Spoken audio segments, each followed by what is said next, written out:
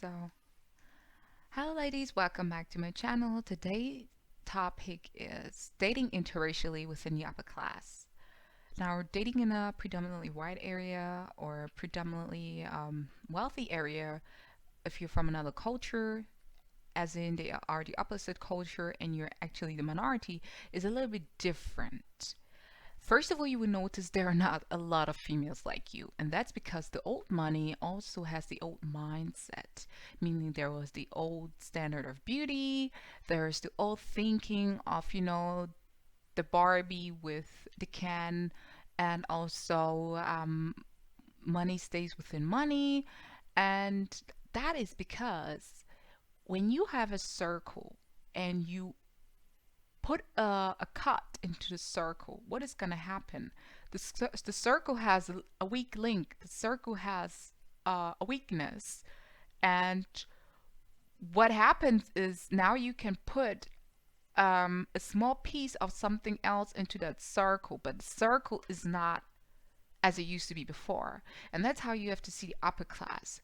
They like to stay within the same bloodline. They like to stay within the same range to, so that the wealth never runs out because it's a circle. It just gets circled around.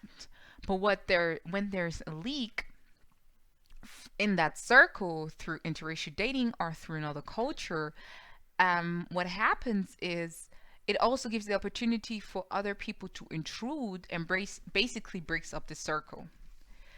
When you date interracially, you will also have to deal with the couples, especially the females, the wives that pretend to be the best females in the world. They have their nose stuck up in the air, who talk about you behind your back. You just have to watch the series The Nanny, where a friend who's a gorgeous woman and finally is in the upper class gets talked about very bad because she's a nanny and because of all the other stuff. And she's so friendly, right? So, friendliness is not really what you need. You need the confidence to know I belong here, I decided to be here, and none of you basically decide what's going on in my life. And you do that with class. When they have little remarks, you friendly remove yourself. Excuse me, I have someone more interesting to talk to. You remove yourself from the situation, or you give them a clap back, and you will have that one lady or even two lady that will stick with you because they like the way you think, and the other that just wanted to talk bad about you will basically leave. In my area, it's also the same thing with my partner. Um, you have all the eyes on you. You have men who will lust after you beside their wives, and you will have men that will, just get along with their wife and just ignore you and talk over you and basically act as if you're nothing. And it's such a funny world because it's all a facade, it's all a game, it's all a play. Everybody acting as if they're better, everybody acting as if, life is so easy. They don't deal with the cheating, they don't deal with the lying, the scamming. The women don't care what their husband doing with the money. They might even contribute to it, like Bill Gates' wife. They know what's going on, and they're the biggest pygmies. They will stay with the husband no matter if he has 10 affairs. They will stay with the husband no matter if he has a woman beside. And they're used to have that, minority women, that exotic plaything that keeps their husband, alive and, keeps them off their back. But when you are the actual main woman, like I am, they they're shocked that you are actually on that same level. You can be on that same level with all the prejudice and everything going on in the world.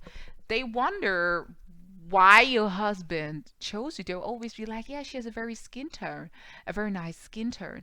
As if the husband only likes you for your skin tone. It's just something exotic. And, I would usually answer something, yeah, that's true. Some women age like milk, so it's better to take the fine wine in the first place.